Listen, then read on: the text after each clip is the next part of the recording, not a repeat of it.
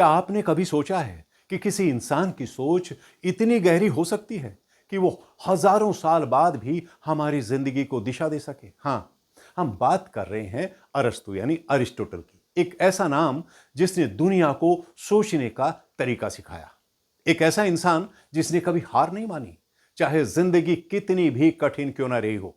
आज हम अरस्तु के जीवन की उन घटनाओं को जानेंगे जो हमें सीख देती हैं कि ज्ञान सिर्फ किताबों में नहीं बल्कि जीवन जीने के तरीके में छिपा है। अरस्तु का जन्म 384 ईसा पूर्व यूनान के छोटे से नगर स्टेगिरा में हुआ था।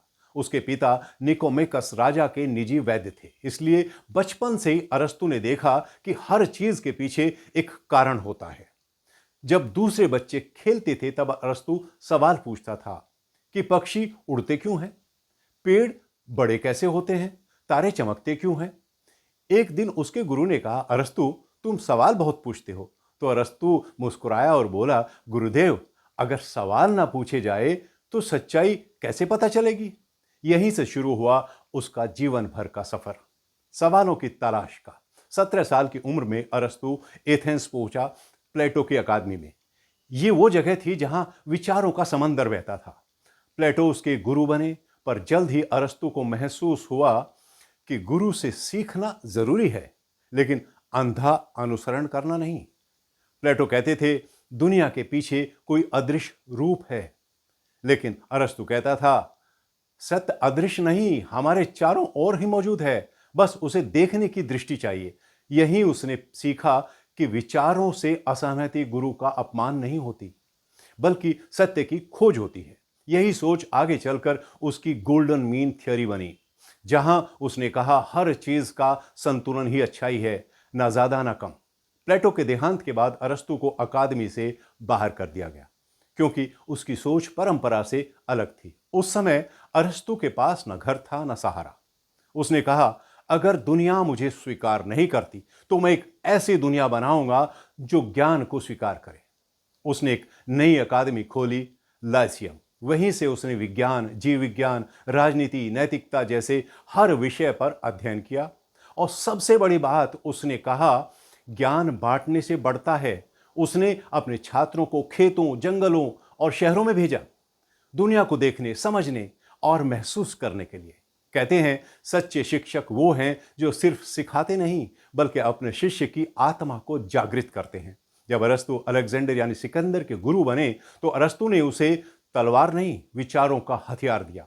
उसने सिकंदर से कहा, सच्चा राजा वो है जो अपने मन पर शासन करे, दूसरों पर नहीं। जब सिकंदर ने दुनिया जीतनी शुरू की तो उसने अपने गुरु की एक बात हमेशा याद रखी, वो ये कि ज्ञान की रोशनी हर जीत से बड़ी होती है।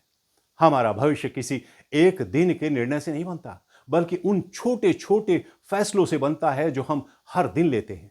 आज के समय में भी अरस्तु की ये सोच उतनी ही सच्ची है जितना सोशल मीडिया, तनाव, प्रतिस्पर्धा, इन सब के बीच अगर हम अच्छी आदत को पकड़ ली, जैसे हर दिन 20 मिनट पढ़ना, हर सुबह 10 मिनट ध्यान करना या किसी से प्यार से बात करना, तो यही छोटी छोटी बातें मिलकर हमारी जिंदगी का स्तर बदल देती हैं।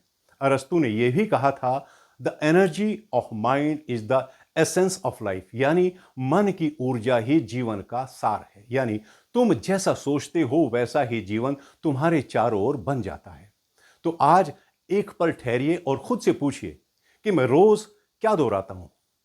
क्या मैं अपनी महानता को रोज थोड़ी थोड़ी बना रहा हूं या उसे किसी चमत्कारिक दिन पर टाल रहा हूं। अरस्तु की यह बात याद रखिए, हम वही हैं जो हम बार बार करते हैं, कहते हैं। अगर आप सफलता, शांति या प्रेम चाहते हैं तो उन्हें आज ही अपनी आदतों में शामिल कीजिए, क्योंकि जिंदगी कोई अचानक बदल जाने वाली चीज नहीं है, बल्कि ये धीरे धीरे आकार लेने वाली एक सुंदर मूर्ति है जिसे आपकी रोज की आदतें बनाती हैं, तराशती है। अरस्तु की बातें सिर्फ ज्ञान नहीं, एक दिशा है। अरस्तु के अंतिम दिन बहुत शांत बीते। उसने कहा, मैं नहीं चाहता कि लोग मुझे भगवान कहे, मैं चाहता हूं कि वो खुद सोचे। और सच में अरस्तु ने पूरी मानवता को सोचने की ताकत दी, विज्ञान से लेकर दर्शन तक, राजनीति से लेकर नैतिकता तक। अरस्तु का जीवन हमें 3 बड़ी बातें सिखाता है। पहला, सवाल पूछो, क्योंकि सवाल ही ज्ञान की पहली सीढ़ी है। दूसरा, गुरु से सीखो पर अपनी सोच से चलो। तीसरा, ज्ञान बांटो, क्योंकि वही अमरता का रास्ता है। तो अगर आज तुम अपनी राह में स्ट्रगल देख रहे हो और लोग तुम्हारे विचारों को नहीं समझते, तो याद रखना, कभी कभी दुनिया तुम्हें इसलिए नकारती है क्योंकि तुम उसके आगे सोचते हो। जैसे अरस्तु ने कहा था, हम वो हैं जो बार बार करते हैं। इसलिए श्रेष्ठता कोई काम नहीं, एक आदत है। अगर आज आपको ये एपिसोड पसंद आया है तो इसे सब्सक्राइब जरूर कीजिए और अपने दोस्तों के साथ शेयर करना ना भूलें। फिर मुलाकात होगी कुछ ऐसी ही अद्भुत जानकारी के बाद। चलता हूं, नमस्कार।